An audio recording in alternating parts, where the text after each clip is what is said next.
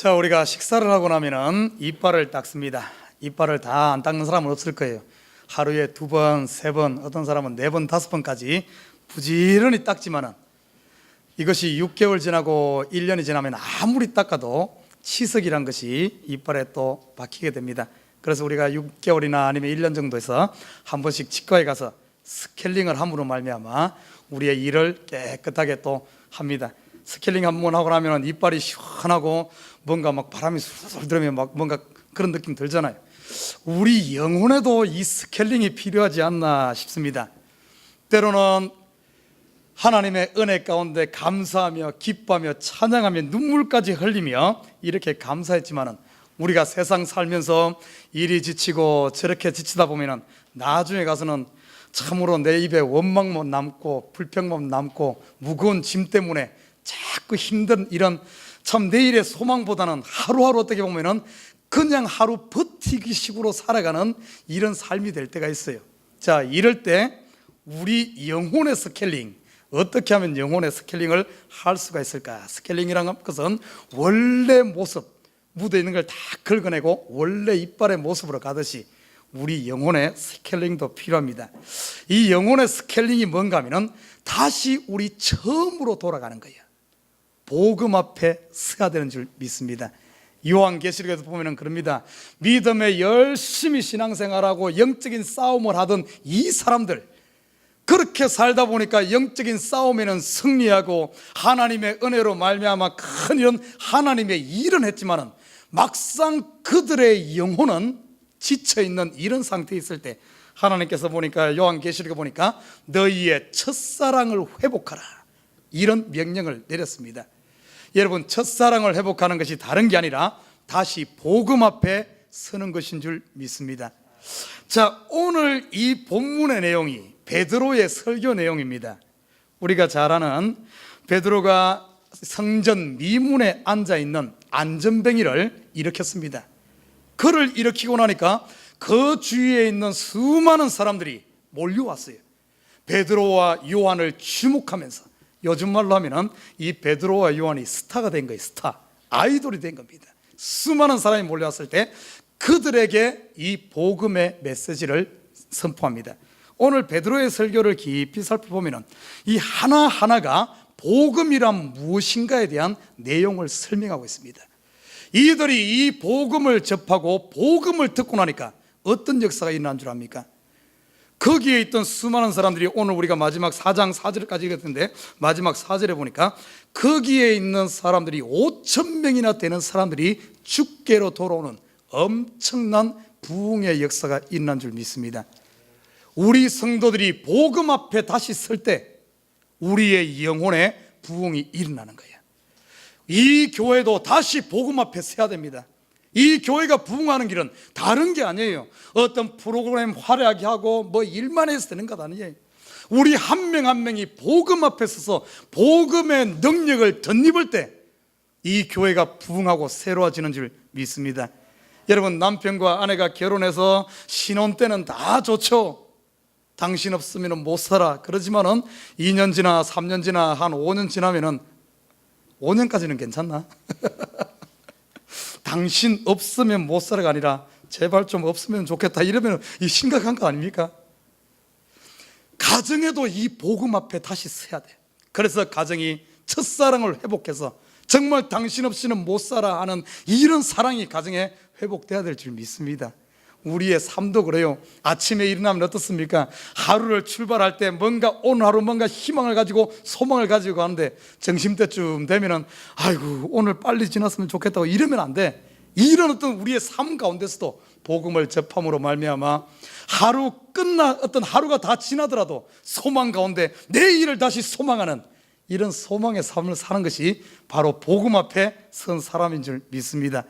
자, 오늘 설교는 제가 설교하기보다도 베드로가 설교한 이 내용을 다시 한 번 더 제가 리마인드 시키면서 이 설교가 어떤 의미가 있고 이 말씀을 좀 더 분석하고 좀 더 쉽게 설명하는 쪽으로 오늘 설교의 패턴을 잡겠습니다. 자, 오늘 이 베드로의 설교를 가만히 살펴보면 복음이란 무엇인가? 가장 기본적인 질문에 대한 이것을 답하고 있어요. 그리고 가장 심플한 이 질문, 이 복음을 접한 백성들이 5천 명이 회개하고 돌아옵니다. 특별한 것 아닙니다. 여러분이 시간 묻겠습니다. 여러분, 복음이 뭡니까? 여러분 다 알 거예요. 복음이 뭐죠? 아이, 목사님, 그걸 뭐 하나마나 하는 말 아닙니까? 굿뉴스 아닙니까? 맞아요, 굿뉴스. 굿뉴스가 뭐죠? 예수 믿으면 구원 얻는다는 말입니다. 예, 맞아요. 자, 그러나 우리가 단순히 그렇게만 알고 있을 게 아닙니다. 우리가 복음에 대해서 너무나 잘 알지만 베드로의 설교는 아주 하나하나를 지적하고 있어요. 자, 그럼 복음이란 무엇인가? 오늘 12절을 보십시다. 베드로가 설교를 오픈하면서 서론적으로 열면서 딱 복음의 첫 단계를 짓는 것이 베드로 오늘 본 말씀의 12절입니다. 우리 성경 펴놓으신 분들은 함께 한번 읽어볼까요? 사도행전 3장 12절, 첫째 복음이 무엇인가? 12절 함께 읽습니다. 시작. 베드로가 이것을 보고 백성에게 말하되 이스라엘 사람들아, 이 일을 왜 기이히 여기느냐? 우리 개인의 권능과 경건으로 이 사람을 걷게 한 것처럼 왜 우리를 주목하느냐? 아멘. 자, 여기서 보면 복음이란 무엇인가? 지금 어떤가 하면 안전뱅이가 복음의 소식을 듣고 일어났을 때 사람들이 몰려와서 누구를 주목했는가 하면 베드로와 요한을 주목했어. 다른 사람들은 지금 이 복음의 능력, 이 안전뱅이를 일으키고 이 어떤 영혼이 죽어있는 이 영혼을 완전히 살리는 이것이 베드로와 요한의 경건의 능력 아니면 실력이라든지 이들의 권능으로 이 일이 되어진 줄 알고 베드로와 요한에게 주목을 했습니다. 그때 베드로와 요한이 말하기를, 야, 너희들 왜 나를 주목하냐? 내가 너희들보다 특별히 경건하고 내가 너희들보다 특별히 잘나서 내가 이 사람을 고친 게 아니다. 복음은 사람으로부터 나는 것이 아니다. 이런 능력은 사람에게서 나는 것이 아니다. 여기에 보면은 복음의 첫째, 복음은 무엇이라고? 복음은 사람에게서 나는 것이 아니란 사실입니다. 여러분, 사람을 살리고 죽은 자를 살리고 우리를 영생 얻게 하는 이것이 누군가 사람으로부터 난다면 얼마나 불행하겠어요. 여러분 한번 봐요. 우리는 조그마한 것 한 가지만 누군가를 위해서 도와줘도 그 사람에게 어떤 대가를 요구합니다. 우리가 서비스를 하잖아요. 식당에 가서 음식을 하면 음식 날라준 그 대가를 가지고도 15%의 서비스 요금을 요구해. 우리 사람은 뭔가 조그마한 것 하나도 그걸 대가를 요구합니다. 만약에 우리 한평생 70년의 사람의 대가를 친다면 얼마나 되겠어요? 얼마나 값어치가 되겠습니까? 우리 70년 한 사람의 노동력, 한 사람의 인생의 대가를 친다면 돈으로 환산한다면 한 500만 불 정도 되겠죠, 그죠? 그런데 70년이 아니라 700년이면 700년이 아니라 7,000년이면 7,000년이 아니라 영원이라면 그 값을 무엇으로 치겠습니까? 그래서 성경은 이렇게 말합니다. 한 사람의 이 영혼의 값은 온 천하를 주고도 바꿀 수 없다. 여러분 한번 계산해 봐요. 여러분 하루 노동 일당이 100불이라면 이것을 영혼으로 계산한다면 어떻게 그걸 값을 칩니까? 만약에 이 복음 구원 얻는 것이 사람에게 났다면 그것을 어떻게 페이를 하겠습니까? 그 구원을 살 사람은 이 땅에 아무도 없을 겁니다. 지금 지구상에 존재하는 가장 부자조차도 이 영혼의 값어치를 살 만큼의 재산을 가진 사람은 없어요. 그런데 감사하게도 오늘 보니까 이 안전뱅이를 일으키고 완전하게 한 이 복음의 능력이 사람에게서 나는 게 아니란 사실입니다. 성경에서 이렇게 말합니다. 너희 목마른 자들아 물로 나오라. 물로 나온데 값없이 돈 없이 와서 이것을 사라, 이렇게 말합니다. 저와 여러분, 만약에 여기 사람에게 났다면 돈 있는 사람 아니면 힘 있는 사람만 이 영생을 얻고 나머지는 못 얻는다 그러면 아마 여기서 정말 이 영생의 값을 치를 만한 사람은 한 사람도 없을 겁니다. 그러면 평생 부러워만 하다가 인생을 끝내야 되는, 얼마나 불쌍해요. 그러나 오늘 본문에 처음 이 베드로가 제시한 것이 이 복음은 사람에게서 난 것이 아니다. 이 능력은 사람에게서 난 것이 아니다. 사랑하는 우리 식구 여러분, 하나님으로부터 이런 복받은 것, 하나님께 은혜 입은 것, 하나님의 치 입은 것, 하나님으로부터 우리가 하나님의 자녀 되어진 것, 이거 사람에게서 난 것이 아니라 하나님으로부터 난 줄 믿습니다. 그렇기 때문에 여러분, 이것이 내가 잘나서 된 것도 아니야. 내가 똑똑해서 된 것도 아닙니다. 그래서 내가 예수 믿는다고, 내가 구원을 얻었다고 해서, 내가 하나님부터 복 받았다고 해서 이것 가지고 교만해지면 안 돼. 또 한 가지는 뭔가 하면은, 누가 하나님의 은혜 입었다고 해서 나는 은혜가 좀 약하다 아니면 뭐 복이 안 돼서 기죽을 필요가 없어요. 이 시대 보면 많은 사람들이 누가 이렇게 말하면 뭐 기죽어 사는 사람이 얼마나 많습니까? 우리 목사들 중에서도 기죽어 사는 사람 많네. 어떤 목사님은 막 큰 교회 막 부흥된데, 어떤 목사님은 1년이 돼도 1명이요, 10년이 돼도 2명이요, 이래가면 얼마나 기죽어요. 기죽을 필요가 없어요. 여러분 혹시 기죽어 사는 사람 있습니까? 돈이 좀 없다고, 남보다 좀 덜 배웠다고, 남보다 좀 가난하다고, 아니면 힘이 없다고. 여러분, 기죽을 일이 아닌 줄 믿습니다. 기죽을 일이 없어요. 오늘 이 복음의 능력은 사람에게서 난 것이 아니라 하나님으로부터 난다. 그래서 여러분, 사람의 종이 될 필요도 없습니다. 사람을 두려워할 필요도 없어요. 교만해져서도 안 되고, 기죽을 필요도 없고, 어디 찾아다닐 필요도 없어요. 왜? 이 능력은, 구원의 능력은 하나님으로부터 왔기 때문에. 오늘 베드로가 이것을 지적하는 겁니다. 너희가 우리를 주목하지 마라. 왜 우리가 이거 한 것처럼 주목하냐? 왜 우리를 부러워하느냐? 그럴 필요 없다. 그러면서 그들에게 바른 지시를 가르쳐 줍니다. 중요한 것은 뭔가 하면, 우리는 하나님의 통로다. 정말 중요한 것은 이 복음의 실체는 하나님으로부터 왔기 때문에 예수님께 방향을 바로 잡아주면서 하나님을 믿으라고 강조한 모습을 볼 수가 있습니다. 사랑하는 우리 식구 여러분, 복음은 절대 사람에게서 나는 것이 아닌 줄 믿습니다. 그래서 여러분, 부러워하지도 말고 기죽지도 말고 감사하시길 주님을 부탁드립니다. 자, 두 번째 보면은 복음의 두 번째 핵심은 뭔 줄 압니까? 14절과 15절을 보십시다. 14절과 15절에 보면은 복음이란 무엇인가? 복음은 첫째는 사람에게서 나지 않는다. 두 번째 14절에 15절 제가 읽겠습니다. 너희가 거룩하고 의로운 자를 부인하고 도리에 살인한 사람을 놓아주기를 구하여 생명의 주를 죽였도다. 자, 여기서 보면은 이렇게 말합니다. 베드로가 너희라고 표현합니다. 너희. 거기에 베드로를 주목하고 몰려든 그 사람들에게 너희가 뭘 했는가 하면은, 첫째는 부인하고, 두 번째는 넘겨주고, 넘겨줬다는 말은 예수를 팔아먹었다는 거예요. 세 번째는 예수를 죽였다는 겁니다. 여러분 한번 그 상황을 한번 생각해 봐요. 지금 거기 베드로 주위에 모여 있는 그 사람들이 예수를 부인했습니까?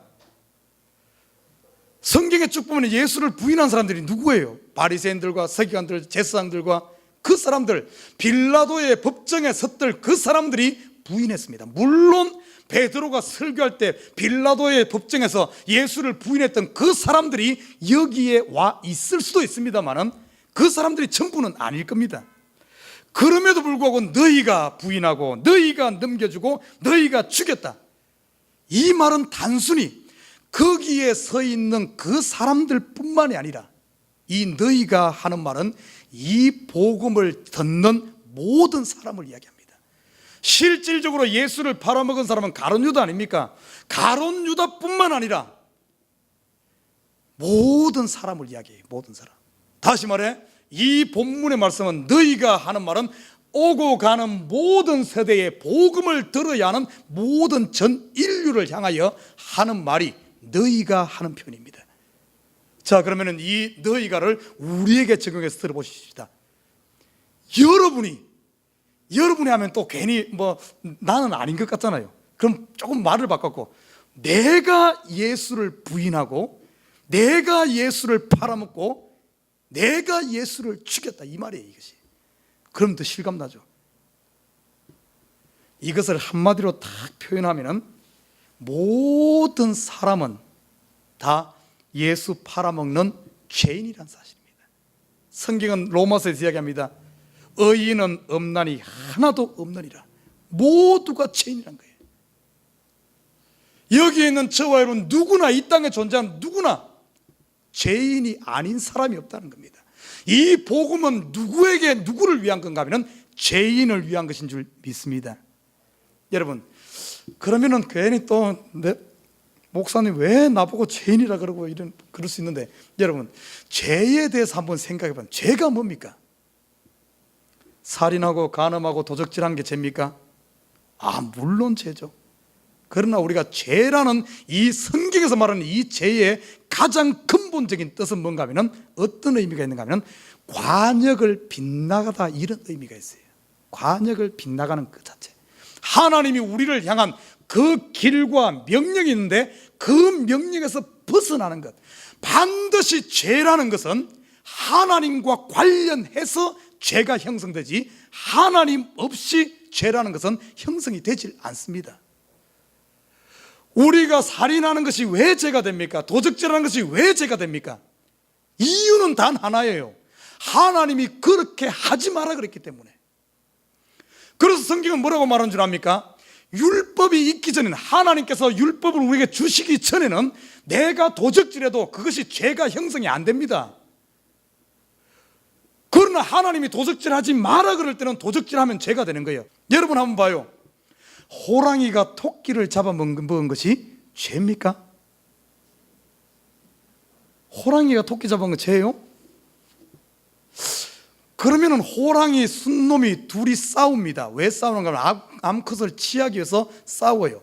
호랑이, 순놈 둘이가 싸우는 것이 죄입니까? 여러분, 죄예요, 아니에요? 그거? 닭장 안에 닭을 키우는데 여우가 와가지고 닭장에 닭을 훔쳐갔어. 그 여우가 죄지었습니까? 이거는 왜 죄라고 말하지 않는 거예요? 이건 죄가 아니에요. 어디 하나님이 호랑이는 토끼 잡아먹지 마라 이런 없잖아요.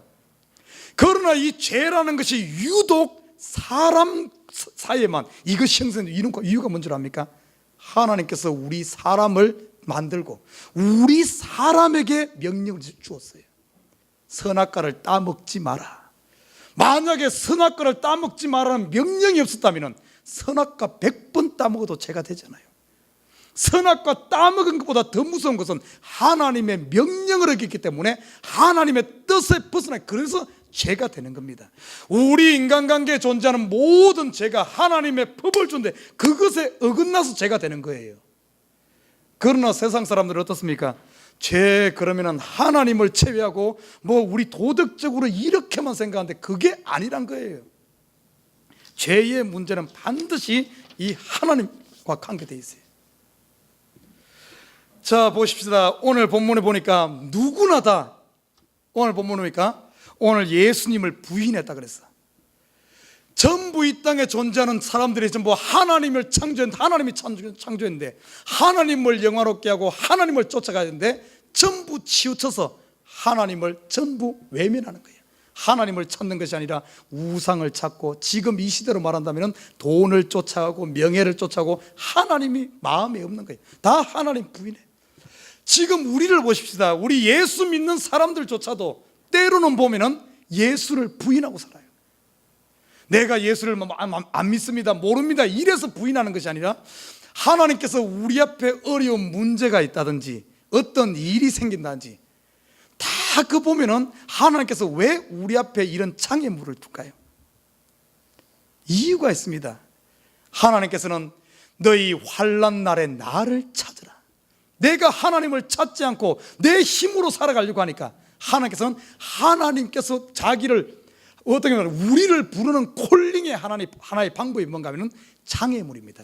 그걸 만나서 어려움이 있고 힘든 일이 있으면 하나님을 찾고 하나님께로 돌아가고 하나님을 의지하며 살아야 되는데, 저와 여러분 어떻습니까? 매일매일 삶 가운데 하나님의 이름을 부르며 기도하며 하나님을 의지하고 삽니까?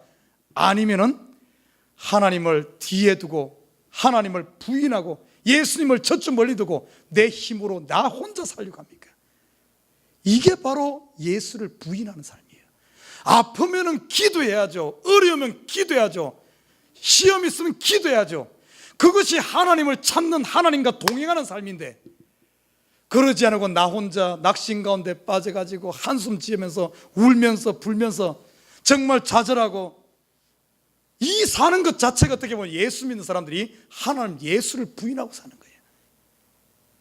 어떻게 보면 우리 믿는 사람들이 자꾸 죄악 가운데 다시 빠져들고 죄악 가운데 자꾸 뒹구는 것이 결국에 뭔가 하면 예수를 다시 십자가에 못 박는, 예수를 파는 행위가 아니고 뭐겠습니까? 그리고 예수를 죽이는, 우리 믿는 사람들이 참 예수의 영광을 드러내야 할 사람들이 예수의 영광은커녕 오히려 수치를 드러낸다면 이것이 다시 예수를 십자가에 못 박는 일이 아니고 뭐겠습니까? 우리 전부 어떻게 보면 나는 아니라 할 게 없어요. 다 죄인입니다. 다 죄인. 주님 앞에 섰을 때 예수님께 이 복음이라는 것은 뭔가 하면 죄인을 위한 것이지 의인을 위한 것이 아니라는 사실입니다. 스스로 나는 의롭다 하는 사람에게는 이 복음이 더 이상 필요 없어. 그 당시 의인이라고 착각했던 바리새인들, 서기관들, 이 사람들 전부 어떤가 하면 의인이라고 생각했지만 실상을 보니까 어때요? 진짜 죄인이지 않습니까? 오히려 내가 죄인입니다 하고 돌아온 사람들은 이 복음 속에서 자유함을 누린 줄 믿습니다. 반드시 기억하십시오. 복음은 죄인을 위한 것이란 것. 내 자신의 연약함을 알고 내 자신의 부족함을 알고 주님 앞에 서는 자가 이 복음의 능력으로 회복되어지고 소생하는 줄 믿습니다. 그래서 오늘 두 번째 보니까 베드로가 지적한 것이 너희가 부인하고 팔아먹고 죽였다. 너희가 죄인이다. 여러분 보십시다. 성경에 보면은 죄의 삭은 뭡니까? 죄의 결과가 뭐예요? 사망입니다. 그런데 육신의 사망으로만 끝나는 정도가 아니에요. 육신이야 어차피 강건하면 80이요 요즘에는 100살까지 삽니다만은 강건하면 100살이요 안 그러면 일찍 죽는 사람들에서는 좀 허약하면 70이고 이 육신으로 끝나는 정도가 아니에요. 성경에서 말하는 사망이라는 것은 영원한 사망, 다시 말해 지옥불을 말하고 있어요. 영원한 하늘 떨어진 그걸 말하고 있어요. 죄의 삭은 그겁니다. 저와 여러분 한 명 한 명 모두가 전부 어떤가 하면 영원한 범죄로 말미암아 지옥불에서 평생 어떻게 보면은 이 살아야 할, 그냥 죽는 것도 아니에요. 이 영원한 고통 속에서 살아야 할 죄의 결과, 이것이 우리의 운명이었어요. 사실 아담이 범죄한 이후부터, 우리가 태어나는 순간부터. 자, 그런데 보십시다. 복음이 왜 복음인 줄 압니까? 왜 복된 소식인 줄 알아요? 오늘 15절 보십시다. 15절 하반절에 보면 이렇게 말합니다. 그러나 하나님이 죽은 자 가운데서 살리셨으니 우리가 이 일의 증인이로다. 자, 너희는 다 죽이고 팔아먹고 예수를 부인하고 이런 존재였지만은, 그러나 보십시오. 그러나 하나님은 죽은 자 가운데서 살렸다. 지금 뭘 이야기하는 줄 압니까? 너희가 예수를 죽였지만은 하나님은 예수를 죽은 자 가운데서 부활시켰다 이 말입니다. 자, 그런데 이것을 단순히 예수 부활로 끝내면 안 돼요. 어떤 의미인 줄 알면, 더 깊이 보면은 어떤 의미인가 하면은, 너희는 맨날 죄만 짓고 너희는 맨날 죽이기만 하고 맨날 싸움이기만 하고 맨날 미워하기만 하지만은, 너희는 죽이지만은 하나님은 어떻게 했다고? 하나님은 나를, 죽어 있는 나를 살린다는 겁니다. 이 속에는 어떤 말인 줄 알아요? 너희는 죄를 짓지만은 하나님은 어떻게 한다고? 용서하신다는 겁니다. 이게 복음이에요. 네가 와서 이렇게 다 하면은 내가 용서해 줄게, 네가 이만큼 갚으면은 내가 용서해 줄게, 이게 아닙니다. 어차피 인간의 역사를 쭉 살펴보면 아담 이후에 지금까지 역사는, 인간의 역사는 한마디로 죄 짓는 역사예요. 사람은 죄 짓지만은 하나님은 어떤가 하면 용서하는 하나님. 그 용서가 어떤 용서인 줄 압니까? 다른 게 아니에요. 그냥 뭐 이렇게 해서 우리가 잘해서 선한 일 해서 우리가 착해서 하는 게 아니라 무조건적인 용서, 무조건적인 사랑인 줄 믿습니다. 이것을 헬라어로는 여러분 들어봤을 거예요. 무조건적인 사랑, 뭐죠? 아가페, 아가페오 그럽니다. 아가페, 아가페의 사랑.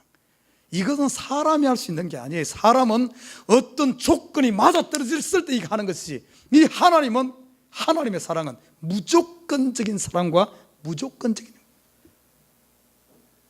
이게 바로 복된 소식이에요. 그래서 저와 여러분이 이 하나님의 은혜 가운데 이 무조건적인 사랑 때문에 이 시간 사는 줄 믿습니다.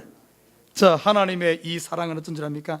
이 땅에 인간이 아무리 죄를 지어도, 아무리 죄가 강성해도, 죄가 하늘을 찌른다 할지라도 이 죄가 하나님의 무조건적인 이 사랑을 이길 수는 없습니다.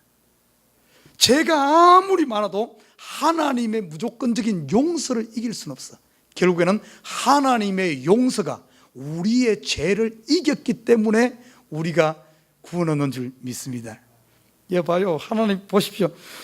너희들은 죽이고 계속해서 그렇지만, 그러나 하나님은 죽은 자 가운데서 살리는 거예요. 여기에 어떤 우리 인간의 노력이 있습니까? 아무것도. 우리는 죄짓기밖에 안 해. 우리 아무리 이 땅에서 미움이 강하다 할지라도, 미움이 아무리 많다 할지라도 이 미움이 사랑을 이기지 못합니다. 죽음이 아무리 두렵고 무섭다 할지라도 이 죽음이 생명을 이기지 못해. 이게 바로 복된 소식인 줄 믿습니다. 하나님은 용서의 하나님이요, 하나님은 사랑의 하나님이요, 하나님은 생명 주시는 하나님. 이 하나님의 아가페적인 사랑과 이 용서를 이길 수가 없는 거예요. 그래서 사람은 예수를 죽였지만은 하나님은 그 예수를 다시 부활시켰어요. 우리는 죄짓고 사망 가운데 가지만 하나님의 사랑은 우리를 다시 건져낸 줄 믿습니다. 이게 복된 소식이에요. 이 복된 소식. 그래서 저와 여러분은 더 이상 죽을 자가 아니라 용서받은 자예요. 용서받은 자. 여러분 보십시다. 내가 용서를 받았어. 내가 용서받았음에도 불구하고 이것을 인식하고 듣고 아는 사람은 자유를 누립니다.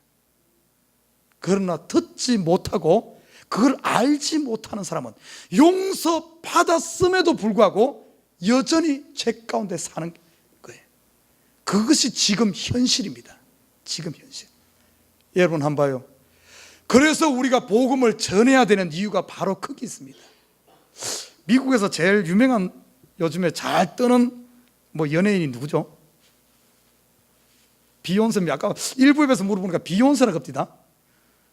저는 마돈나인 줄 알았지만은 한국에서는 제일 뜨는 연예인이 누구예요? 소녀시대입니까? 아니에요. 저는 조용필밖에 모르니까. 저는 조용필을 참 좋아합니다. 지금도 가끔 한 번씩 들어봐요. 참 가슴이 좋아. 여러분, 유명한 연예인이 플러싱에 떴다 그러면은 아마 수없이 많은 사람들이 몰려가가지고 막 사인 받고 막 셀카 찍고 막 그래 또 한국에 막 보내고 난리가 나니까 나 이런 사람 찍었다 이럴 겁니다. 그러나 그 소식을 들은 사람은 막 쫓아가서 가서 막 같이 사진 찍고 그럴 거예요. 그러나 그 소식을 듣지 못한 사람은 여전히 모르는 거예요. 이 복음의 소식을 해요. 복음의 소식. 이 복음의 소식을 듣는다는 말이 뭔 줄 압니까? 듣는다는 말은 귀로만 듣고 흘리는 걸 듣는다 말하지 않아요. 복음의 소식이 전해지는 곳마다 어떤 역사가 일어난 줄 압니까? 소생의 역사가 있나. 에스겔서에 보면 이 생명의 물줄기가 닿는 곳마다 소생의 역사가 있나. 복음은 능력이 닿는 곳마다 살아나는 역사가 일어나는 거예요. 그런데 복음의 소식을 듣는다는 것은 귀로만 듣는 게 아닙니다. 복음의 소식이 들려진다는 말은 이 복음은 우리 영혼과 관계되어 있거든요. 귀를 통해서 마음으로 들어가고 마음에서 영혼에 터치되어지는 순간 우리 영혼은 소생하는 줄 믿습니다. 그것이 오늘 본문에 보면 16절의 말씀이에요. 지금 분명히 하나님께서는 온 인류를 모두를 위해 다 우리를 생명 가운데로 우리를 위해 죄값을 치르고 다 살려놓았어. 이것을 듣는 자들, 다시 말해 믿는 자들, 우리 16절 한번 봅시다. 16절에 따르면 이거 완성된 이 구원을 참여하는 걸 말해요. 16절에 이렇게 말합니다. 그 이름을 믿음으로 그 이름이 너희 보고 아는 이 사람을 성하게 하였나니 예수로 말미암아 난 믿음이 너희 모든 사람 앞에서 이같이 완전히 낫게 하였나니라. 그 안전병이가 어떻게 일어난 줄 압니까? 예수의 복음의 소식을 들으니까 이 사람이 살아난 거예요. 여기 믿는다는 말, 믿는다는 말과 듣는다는 말, 성경적인 언어로 듣는다는 말과 믿는다는 말과 영접한다는 말은 같은 말입니다. 같은 말이에요. 이 구원에 완성된 여기에 이것을 믿고, 다시 말해 듣고, 다시 말해 영접하고 거기에 참여하는 자들은 오늘 어떻게 되는 줄 압니까? 보십시오. 너희 보고 아는 이 사람이 성하게 하였으니, 성하게 하였다는 말은 이 안전병이가 발이 고친된 것을 말하고, 다시 말해 이 우리가 겪고 있는 이런 현실의 문제들, 여러분 지금 아픕니까? 이 아픈 것이 고침받는 것이, 복음은 치료할 능력이 있어요. 이것이 바로 성하게 되는 것이고, 뒤에 보면은 완전히 낫게 하였느니라. 여기 말하는 이 완전히 낫게 했다는 것은 육신의 문제뿐만 아니라 생활의 문제뿐만 아니라 그 영혼의 문제가 치유되어지고 그가 영생 얻은 것을 이야기하는 겁니다. 복음은 단순히 영혼만 구원하는 게 아니에요. 이 복음이 닿는 곳은 이 안전병이와 영혼만 구원하고 그냥 그 자리에 앉아있었던 게 아닙니다. 육신의 문제까지도 해결되었어. 복음 앞에 섰을 때. 여러분, 이 땅에 여러분이 닥치고 있는 질고의 문제, 예수님께서 이사야 52장 53장에 보면 우리의 이 고통과 아픔, 이런 것을 위해서 예수님께서 채찍을 맞으셨고, 우리가 당하는 이런 것 때문에 예수님께 십자가 짓다고 이야기하고 있어요. 여러분, 우리가 이 땅에 겪는 모든 문제들, 이 문제 복음 앞에 서면은 해결되는 줄 믿습니다. 나는 우리 식구들에게 그런 말 했어요. 여러분 힘듭니까? 한숨 지을 힘이 있거든. 그 한숨 대신에 예수를 부르라 이야기했어요. 오늘 아침에 재밌는 일이 있었어요. 제가 일배배 끝나고 사무실 앞에 있는데 우리 에스더 집사님과 김진목 집사님이 딸내미 조이스를 데리고 이렇게 올라오더라고요. 우리 조이스 알죠? 지금 4살입니까? 4살 된 조이스가 뭐라 그런 거, 계단을 올라오면서 아이고 그러는 거예요. 아니 4살 된 애가 아이고 이런 표현을 해. 보통 이런 표현은 어른들 지친 어른들이나 아이고 죽겠네 이런 말 하는데, 애가 아이고 그래. 내가 웃었어요. 여러분, 참으로 이 시대 살아가는데 우리 입에 아이고가 나오죠. 아이고 죽겠네. 그 아이고 외칠 힘이 있거든. 예수를 부르시길 바랍니다. 복음 앞에서요. 요즘 같은 시대는, 제가 그래서 새벽 예배 때 이야기했습니다. 예수를 1000번 불러야 하는 시대다. 옛날에는 주여 하루에 한 번만 불러도 살 수 있는 시대였어. 그러나 지금은 그러지 않아. 지금은 매 순간순간 예수를, 이 복음 앞에 서야 됩니다. 이 복음 앞에 설 때 그 믿음이 그 안전뱅이를 일으키고 그를 완전하게 한 줄 믿습니다.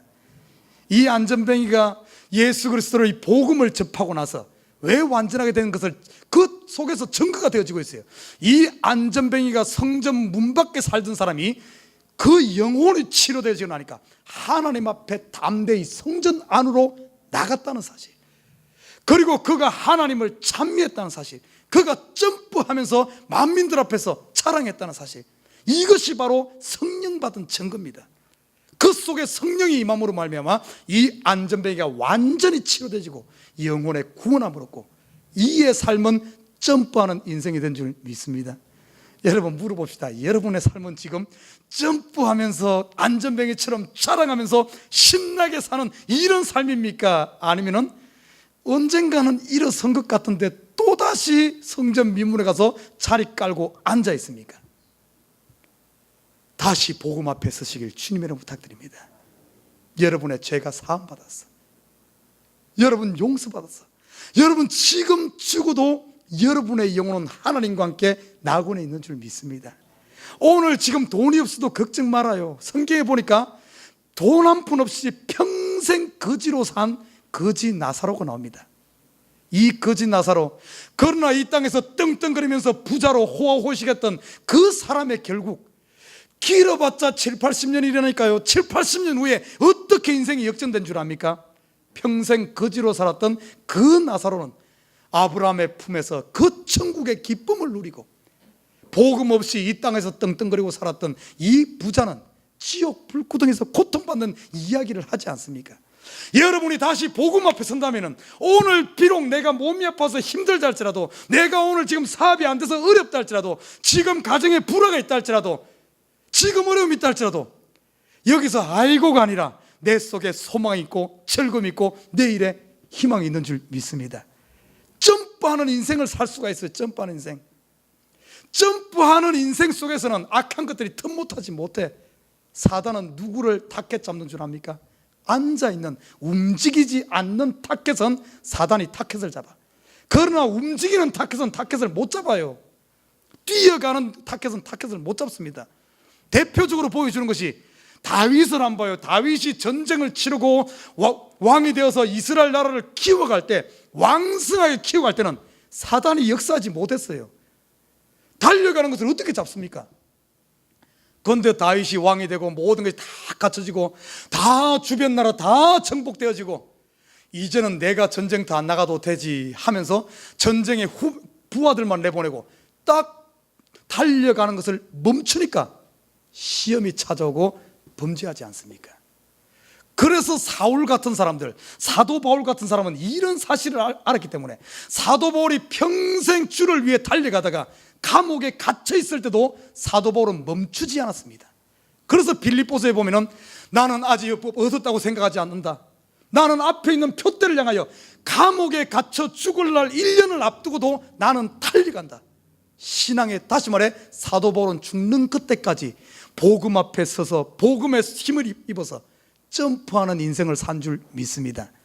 가진 게 없고 정말 찾아오는 사람 없고 외롭고 춥고 감옥에 갇혀 있어도 사도 바울의 영혼은 점프하는 인생을 살았어. 그래서 사도 바울이 감옥에 쓴 네 권의 책을 봐요.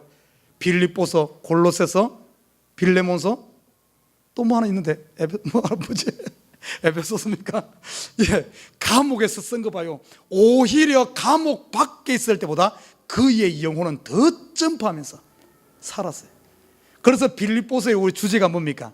리조이스 아닙니까? 리조이스. 기뻐라, 기뻐라, 기뻐라. 그 속에 그 기쁨이 있었던 거예요. 그러니까 사단이 역사하지 못하는 겁니다. 그래서 주옥 같은 이 빌립보서를 우리에게 줬잖아요. 사랑하는 우리 식구 여러분, 여러분 인생이 힘듭니까? 다시 복음 앞에 서서 하나님께서 우리를 용서하신, 무조건적으로 용서하신 그 사랑을 받고 믿음 안에 서시길 주님을 부탁드립니다. 그러면 여러분 점프하는 인생이 돼. 여러분, 제가 요즘에 우리 T교제 같이 우리 공부하면서 한 가지 우리 성도들에게 이 오늘 예수 그리스도께서 무조건적으로 베풀어 주신 용서와 사랑, 여기에 참여하는 사람, 오늘 본문으로 보면 그 이름을 믿는 사람들, 이 사람을 거듭났다 이렇게 말합니다. 여러분, 거듭남, 이 거듭남이란 말이 참 좋은 단위거든요. born again, 너무 좋은 말인데 이 단위 가져가지고 이상한 거듭남, 죄사함, 거듭남 이렇게 생각해보니까 이게 뭐 거듭남 이야기하면 이상하게 생각해. 이 너무 좋은 말이거든요. 거듭남이란 게 뭡니까? 거듭남이란 게 뭔가요? 여러분, 어렵게 생각하지 말아요. 거듭남이란 것은 내가 예수를 믿는 것, 이 복음의 소식을 중심에 듣고 예수 그리스도를 믿고 그 영접하는 사람, 이 사람은 뭐가 되는 줄 알아요? 하나님의 자녀가 됩니다. 하나님의 자녀가 되어져.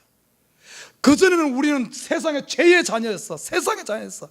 예수를 믿는 순간 하나님의 자녀. 여러분 중심에 예수를 믿는 여러분 한 명 한 명이 하나님의 자녀인 줄 믿습니다. 하나님의 자녀가 되어지면 우리도 그러잖아요. 사람이 우리 가정에 태어나면 그가 어떻게 됩니까? 우리 가족이 되어지죠. 가족. 우리가 하나님의 자녀가 되어진 저와 여러분 하나님의 가족입니다. 하나님의 가족. 우리는 하나님의 패밀리예요. 참 가족 중요하죠. 그죠? 가족 좋지 않습니까? 부모가 살아계시고 이렇게 같이 사는 얼마나 좋아요. 가족이 있어. 그래서 성경에 보면 고아를 가장 불쌍하게 생각하는 이유가 뭔가 하면 부모가 가족이 있기 때문에. 저와 여러분을 이 땅에 하나님께서 고아로 버려두지 않고 하나님의 가족 삼아 주었어. 저와 여러분 외롭습니까? 외로워하지 말아요. 복음 앞에서요. 그러면 하나님의 자녀요, 하나님의 가족이야. 요 하나님의 가족이 되어진 이 상태를 거듭났다 그래. 저와 여러분이 지금 거듭난 상태입니다. 얼마나 감사합니까? 이 사실만 안다 그래도 더 이상 앉아 있을 필요가 없어요. 나는 우리 애보는 친구들이 일어나 점프하시길 주님에는 부탁드립니다. 자, 오늘 보면 이렇게 점프하고 일어나니까 어떻게 하면 완전하게 되었어. 육신의 치유뿐만 아니라 영혼의 치유까지 일어나고, 이렇게 영혼에까지 치유가 일어난 이들이 어떻게 된지 15절 보면 이렇게 말합니다. 15절 뒷부분에 보면은 우리가 이 일의 증인이로다. 복음을 접한 사람들은 모두가 다 복음의 증인되어져야 되는 하나님의 미션을 받은 사람인 줄 믿습니다. 요즘에 참 문제 중에 하나가 짭이 없어가지고 참 힘들죠, 그죠? 짭이 없는 사람들 짭을 찾기 위해서 아무도 나를 고용 안 해주니까 얼마나 힘듭니까? 여러분, 혹시 짭이 없다고 해서 걱정 말아요.